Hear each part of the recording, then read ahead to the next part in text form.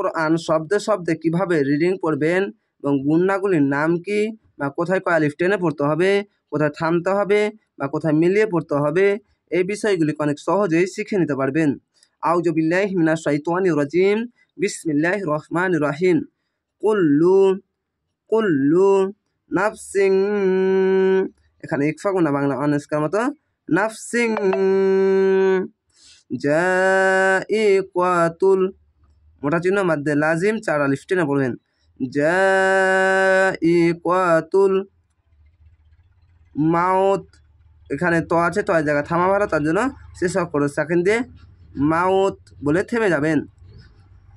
ওয়া ইন্নামা, যাওয়ার পাশে খালি আলিফ 1 আলিফ টেনে পড়বেন, এখানে ওয়াজিব না। ওয়া ইন্নামা তুওয়াফাউনা, তুওয়াফাউনা তুওয়াফাউনা উজুরাকুম, পেশের পাশে সাকিন 1 আলিফ টেনে পড়বেন। উজুরাকুম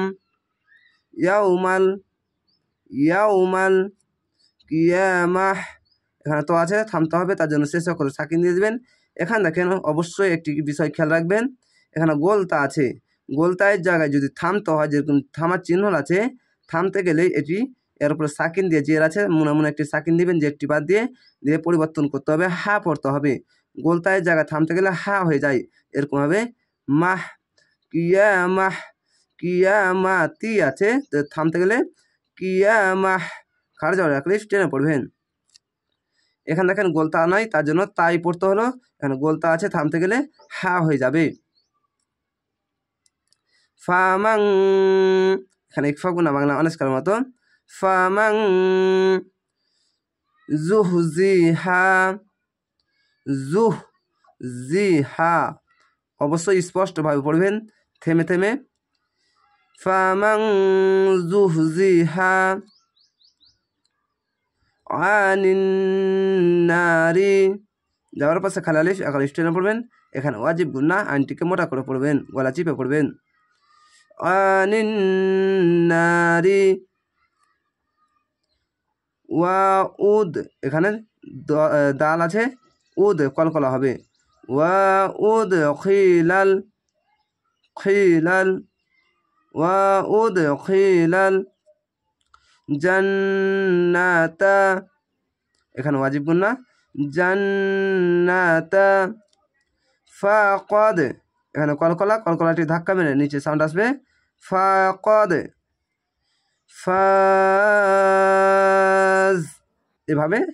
এখানে তো আছে, তো জায়গায় থামা ভালো, তার জন্য শেষ অক্ষরে সাকিন দিবেন, জাবারটি বাদ দিয়ে মনে মনে সাকিন দিবেন, যে 3 আলিফ টেনে পড়বেন। কেন যাবার পাশে খালি আলিফ 1 আলিফ টেনে পড়তে হয়, শেষ অক্ষরে সাকিন দিলে 1 2 3 3টি অক্ষর 3 আলিফ টেনে পড়বেন, মাদ্দে আরজি হবে, এখানে মাদ্দে আরজি 3 আলিফ টেনে পড়বেন। ফাজ, এটি ঝিনঝিনা যা, তার জন্য ঝিনঝিনা করে থামবেন। ওয়ামাল ওয়ামাল, এলামের সঙ্গে মিলবে। হায়াতুদ, তা দাল পেশ তুদ, তুদ এ দালকে মিলবে, খাড়া যাবার 1 আলিফ টেনে পড়বেন। হায়াতুদ দুনিয়া, এখানে চিকন চিহ্ন মাদ্দে আরজি 3 আলিফ টেনে পড়বেন, মোটা চিহ্ন মাদ্দে লাজিম 4 আলিফ টেনে পড়বেন। মোটা চিহ্ন তো 4 আলিফ টেনে, চিকন চিহ্ন তো 3 আলিফ টেনে। এখান থেকে পড়বেন ওয়ামাল হায়াতুদ দুনিয়া, এভাবে রিডিং পড়তে গেলে হবে। ইল্লা, যাওয়ার পাশে খালি আলিফ 1 আলিফ টেনে পড়েন। ইল্লা, যদি আলিফকে বানান করে পড়েন তাহলে আলিফকে হামজা পড়তে হবে। কেন আলিফের ওপর নিচে যে যাবার পেশ বা যে কোনো জিনিস আসলে আলিফকে হামজা পড়তে হয়। হামজা লামজের ইল, লাম আলিফ লা, ইল্লা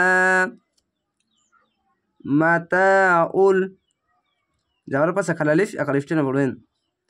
মাতাউল, আইনটিকে মোটা করে গলা চিপে উল, এভাবে হবে।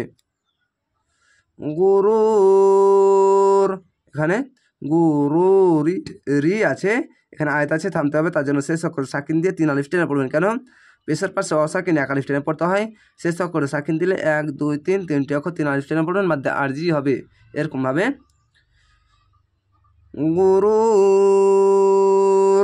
রয়ে টেনে থেমে যাবেন, রুর, এভাবে থেমে যাবেন। আশা করি আপনারা এই ছোট্ট ভিডিওর সাহায্যে গুরুত্বপূর্ণ বিষয়গুলি অনেক সহজেই শিখে নিতে পারবেন। তো অবশ্যই চ্যানেলটিকে সাবস্ক্রাইব করে রাখবেন পরবর্তী ভিডিও দেখার জন্য। ভালো থাকেন, সুস্থ থাকেন। আসসালামু আলাইকুম।